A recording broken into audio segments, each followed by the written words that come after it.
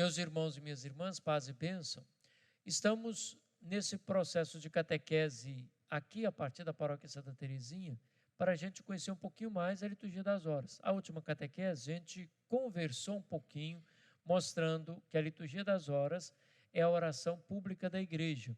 Por que isto é importante para nós? Porque a liturgia das horas é a palavra de Deus rezada e meditada, e ela tem uma estrutura que envolve também o ano litúrgico.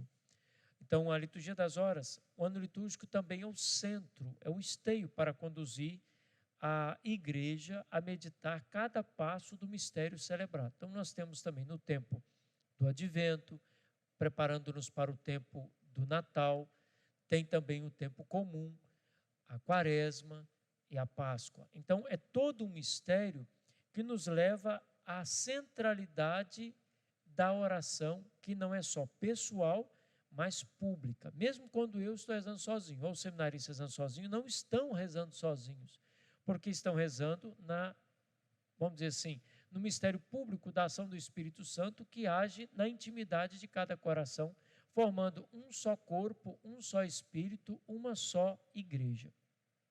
No último bate-papo que tivemos, Diácono Perucci estava com a gente também, nós estávamos falando da importância dos diáconos na oração, como também os seminaristas que rezam no seminário se preparam e devem também prometer rezar a liturgia pelo povo, que é a liturgia das horas, em uma experiência de intercessão pelo povo. Então, o ponto fundamental da liturgia das horas, como a gente falou aquele dia, pode ser no aplicativo, como pode ser no livro, é laudes e vésperas, e é completa, ou seja, que completa o dia. Também tem o ofício das leituras e as horas médias. Mas nós precisamos dar um feedback para você, porque às vezes alguém diz, então para que esse livro é tão cheio de coisa assim? É porque tem leituras maiores no ofício das leituras e a reflexão dos santos padres da igreja. E às vezes quando a gente chega no seminário se complica muito, né? Porque quando é um dia de um santo que diz de memória, aí há um modo de celebrar, que são os salmos. Mas se o santo é importante, tem hino, me ajuda aí, porque eles vão ajudando você a entender e a gente junto no bate-papo aqui. Então, alguns santos importantes têm um hino próprio, né? O hino próprio. Depois tem as antífonas próprias também, quando somos convidados até a rezar os salmos do primeiro domingo, né, da primeira semana. Temos também... E é bom a gente pegar esse gancho aqui, que a gente quer sempre que você entenda que é um bate-papo tranquilo. Não é aquela questão de uma aula, é um bate-papo para você entender. Para quem quiser aprender a rezar e depois continuar rezando com a gente, ou em casa, ou aqui na paróquia, é o quê? A primeira semana, segunda semana, terceira semana, quarta semana, o saltério, sempre volta, mas nós não somos os mesmos. Em cada experiência orante, nós temos uma experiência de vida no salmo. Quando é uma festa importante, de um santo importante, ou de Jesus Cristo, numa memória, ou de um outro mistério, o domingo é fundamental. As laudes, de modo especial, do domingo. É interessante, padre, que a gente professa todo domingo, né? Creio na comunhão dos santos. Isto. Né? E é importante porque nós não estamos sozinhos, né? Nós juntos, né? A igreja triunfante, a igreja padecente, a igreja militante, ela forma esse corpo de Cristo, né? Então a gente não reza sozinho, né? Na nossa fraqueza nós temos aqueles que nos antecederam, que viveram uma vida de santidade e são nossos, vamos dizer assim, sinais que apontam para o Cristo, né? Então, com relação a isso, então a gente tem também, né, a invocação dos santos, a comemoração dos santos. A igreja já tem isso no seu calendário geral, né? E claro que alguns vão dando mais importância ou menos importância conforme a importância que ele tem naquele local, né? Ou para a própria igreja, da história da igreja, enfim. E é claro que a igreja ela é cristocêntrica, né? Ela é de Cristo, mas esses luzeiros que nos apontam para Cristo, né? Ajudam no nosso caminhar. E tem um detalhe interessante, Pedro, você que nos acompanha, é o seguinte: tem comum dos pastores, se aquele por exemplo, um papa santo ou um bispo santo. Tem os mártires, em comum dos mártires, dos santos religiosos, religiosas. Santas mulheres. Santas mulheres. Então, assim, é todo um processo que diz, esse negócio, como diz na roça, esse trem é meio difícil, né? Não, não é difícil, porque depois que você pega o ritmo, indica tudo direitinho, página tal, salmo tal, antífona tal. E cada antífona tem isso aí, uma conexão. Permita dizer conexão, porque hoje o pessoal diz, qual que é a senha da internet, essas coisas todas, eu quero estar conectado com o mundo. Então, se cada antífona tem uma conexão com aquele salmo que faz você rezar, olha, interessante, está dizendo isso para isso, e faz você meditar e dizer assim, olha como a vida dos santos no mistério real do Cristo que o santificou, ou dos mártires, sim, que levou a dar a vida, derramou o sangue como Cristo também. Então, por isso que é um livro, parece estranho, mas é porque parece que ficou esquecido na igreja. Não. E precisamos, de fato, prestar atenção de como ele se divide, como ele se estrutura, porque eu me recordo que quando eu fui entrar para o seminário, que eu recebi os volumes, eu abri essas obras, olhava aquele monte de páginas e ficava totalmente perdido, porque às vezes a gente não é criado, a gente não escuta falar, sim, da existência, e como recordávamos na última catequese, da importância da liturgia das horas para a igreja e dessa dimensão que é uma liturgia do povo, para o povo. Não se restringe apenas aos clérigos, aos seminários, às instituições religiosas. Todos nós somos convidados a conhecer a liturgia das horas. Então, é por isso a eficácia, de entender a estrutura. Ô Daniel, você falou um negócio interessante, mas talvez você já rezava o modelo da liturgia das horas sem saber, quando talvez você já escutou o ofício de Nossa Senhora, que tem origem na liturgia das horas, o rosário, o terço. O povo simples, isso pode até ser uma outra catequese nossa, o rosário, a oração do terço nasceu do povo simples que não sabia ler e rezava com os monges. Daí saiu glória ao Pai, ao Filho e ao Espírito Santo, que está na liturgia das horas. E o povo, vendo aquilo, começou a rezar para cada salmo rezado pelos monges, rezavam Ave Maria. E aí foi estruturando. Na verdade, o rosário e o ofício de Nossa Senhora tem como base e, vamos dizer assim, raiz, a liturgia das horas rezada nos mosteiros. E em torno desse modo de rezar, foi estruturando de uma forma simples. No Brasil, criou-se o ofício divino das comunidades.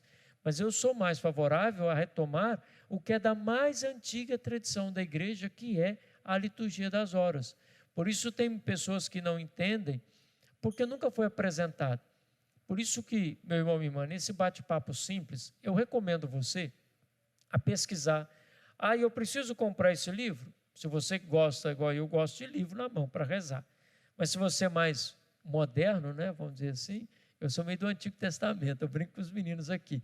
Mas tem os aplicativos, se você sabe mexer, ele vai até mais fácil. O aplicativo vai te entregar o ofício das leituras do dia, vai indicar as horas médias, tudo direitinho para você rezar. Você pode rezar indo para o seu trabalho, voltando do trabalho, ou no momento tranquilo na sua casa, mas você estará rezando com a igreja o mistério da mais profunda tradição bíblica, e aí eu vou dizer, do Antigo Testamento, do Novo Testamento e na intercessão de toda a igreja, pela igreja, na comunhão dos santos rumo ao céu.